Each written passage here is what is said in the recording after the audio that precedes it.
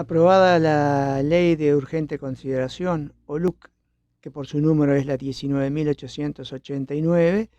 se recogieron firmas para derogar 135 artículos de la misma. Estamos entrevistando al doctor Sergio Rodríguez para que nos comente cómo fue ese proceso y qué características tiene el proceso donde se trata de una ley de urgente consideración, más allá que a veces se discute que no todos los temas son urgentes a considerar. Bueno, fue un proceso bastante extraño, ¿verdad? Porque si bien fue muy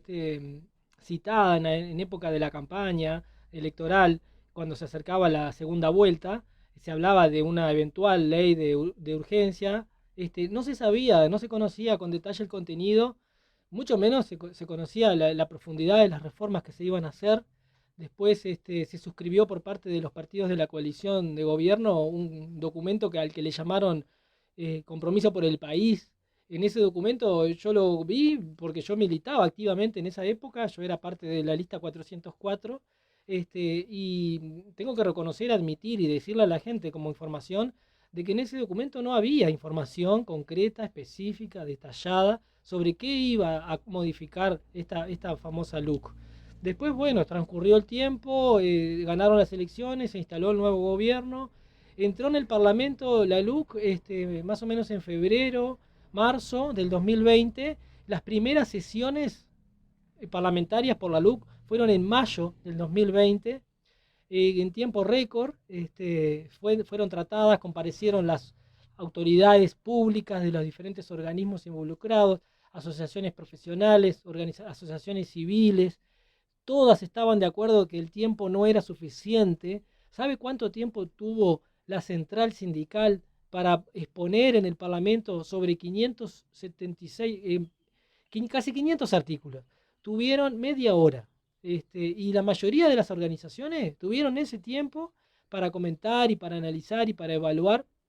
Prácticamente pasaban telegrama, no hubo tiempo material para debatir en profundidad la LUC. Entonces, de esa manera fue que democráticamente REN ganó, en el sentido de que toda ley se supone que tiene que transcurrir su proceso de, de- de conversación, de discusión, modificaciones, propuestas que van, propuestas que vienen. Pero en el caso de la LUC fue todo lo contrario. Hubieron algunas muy pequeñas modificaciones que no variaron la sustancia de lo que era la ley de salida de un principio,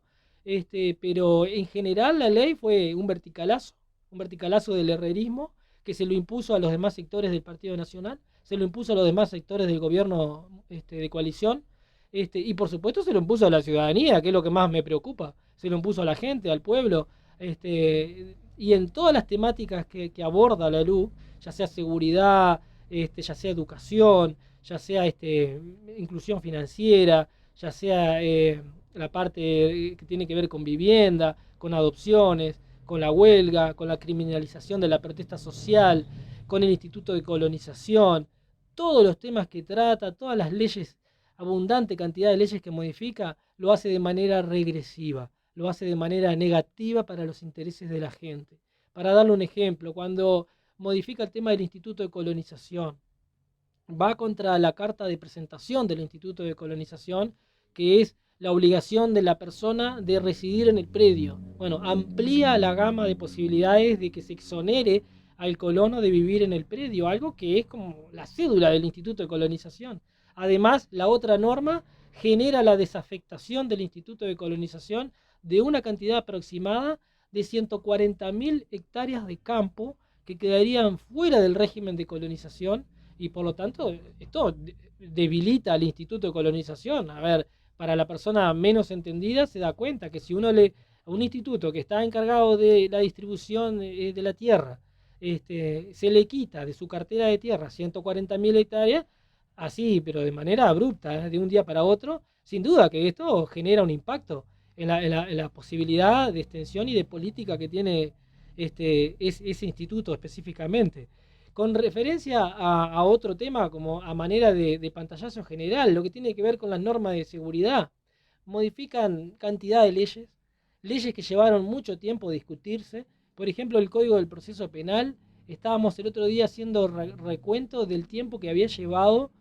la instalación de las primeras comisiones en 2006. Después, cuando tomó estado parlamentario, las comparecencias de múltiples organizaciones implicadas en la materia, hasta que recién en 2014 se aprobó un texto definitivo que después sufrió varias modificaciones, pero que tampoco entró en vigencia en 2014, entró en vigencia en el 2017. Entonces, para que la gente advierta la gravedad del tema de la LUC, que un código del proceso penal que llevó 11 años que entrara en vigencia, del 2006 al 2017, la LUC en 40 días modifica 7 u 8 artículos que lo desnaturalizan, o sea, desdibujan la estructura del proceso penal en el punto en que la dirección de la investigación le corresponde a la Fiscalía, el Ministerio Público, y con esas normas que aprueban le dan potestades a la policía, mayores potestades a la policía, debilitan las potestades del Ministerio Público y de alguna manera le dan a la policía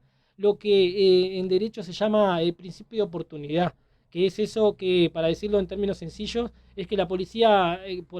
las potestades que tiene, que son más amplias, va a poder determinar si una investigación camina o no camina o se va al cajón. No, sobre ese punto no se investiga, porque como tiene más tiempo, como tiene más potestades, como puede tomar declaraciones a los detenidos, a los indagados sobre cualquier temática que refiera a un hecho con apariencia delictiva, esto desvirtúa el espíritu, el propósito del Código del Proceso Penal, y por supuesto son modificaciones con las cuales nosotros no estamos de acuerdo, como no estamos de acuerdo con las 135 artículos que se pretenden impugnar a través de la vía del referéndum. Doctor, y en caso de que la policía entienda que no debe continuarse la investigación de un hecho, ¿aquel que se ve afectado puede recurrir o ir directamente a un juzgado, a fiscalía? Bueno, sí, sin duda, esa chance está. Sin duda que sí, pero hay que ponerse en la situación en la que ocurre un hecho delictivo y en que la policía, que es quien por excelencia dispone de las herramientas para hacerse de las evidencias de primera mano, o sea, de las pruebas de lo que pasó, y si la policía de salida resuelve que en determinado hecho, en esas 4 horas que tiene, no va a caminar la investigación, bueno, ya aquel damnificado, aquella víctima, ya se ve como en desventaja clara y cierta, ¿no? Porque quien tiene el rol principal de obtener las pruebas determina que no va a continuar la investigación, sin duda que ya no empieza bien. Por otro lado, queríamos comentar también que en estos días nosotros estamos formando parte de un grupo de abogados en la órbita de la Comisión Nacional y estamos trabajando en la elaboración y redefinición del programa, el marco conceptual, de lo que van a ser los argumentos para ahora próximamente el lanzamiento formal de la campaña pro referéndum a nivel de todo el país. Y estamos bastante tranquilos y de alguna manera contentos porque observando, esto es una opinión personal, observando las encuestas que se vienen publicando, vienen marcando un notorio ascenso de la recepción de la gente del referéndum y de la aceptabilidad de votar por la derogación. Esto viene creciendo cuando todavía la campaña no largó a nivel nacional,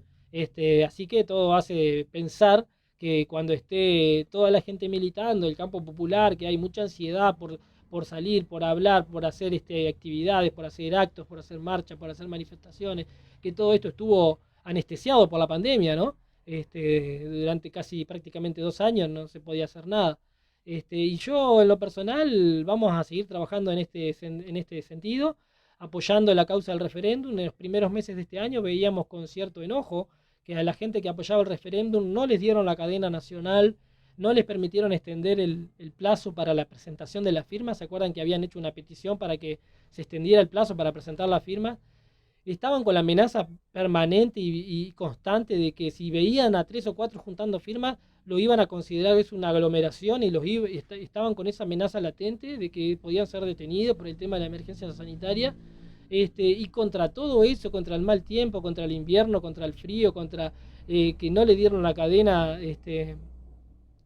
nacional, no le permitieron el aumento del plazo para presentar la firma, se consiguieron la firma, más de casi 800.000 firmas de personas de todos los partidos políticos, porque así yo soy blanco, me considero blanco, firmé por el referéndum y conozco muchos blancos que firmaron por el referéndum y que de hecho van a votar para la derogación de la LUC.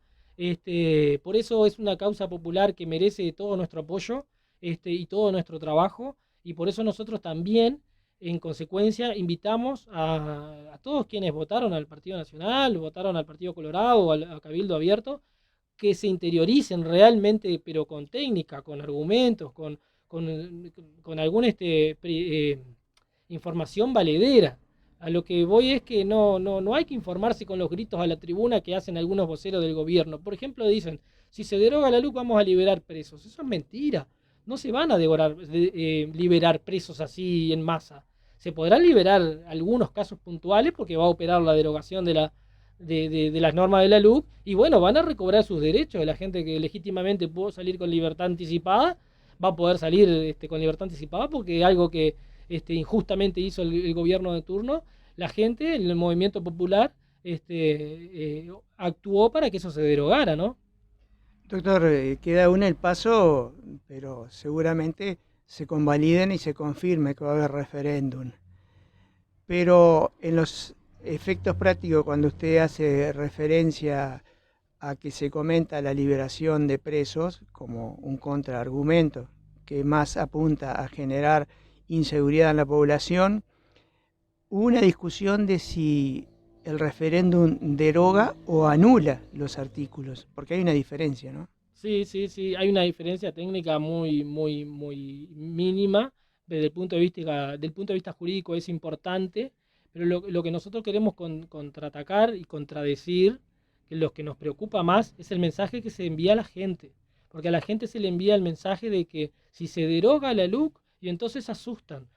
con que van a liberar presos, que vamos a volver al tiempo de antes, que esto, que el otro, y no es así. Todo esto es mentira, es recurrir al argumento del miedo por el miedo mismo. Porque si se va a liberar a algún preso por la libertad anticipada, quiere decir que esa persona ya hace años que está preso y transcurrió la pena, y la libertad anticipada es eso, después de transcurrido mucho tiempo de condena, con algunos requisitos, la persona puede recuperar su libertad. Y si el campo popular, las organizaciones sociales, las organizaciones políticas, se organizan y presentan 800.000 firmas, la Corte las estudia, las avala, todo se hace prolijo, todo se hace con las garantías máximas del debido proceso administrativo, y esto se instala efectivamente el referéndum, la gente va y vota que se derogue, y hay que respetar la voluntad de la gente. Parece que es difícil entender eso. Si la gente va a votar que esto se derogue, esto se va a derogar, y tendrá que irse para atrás.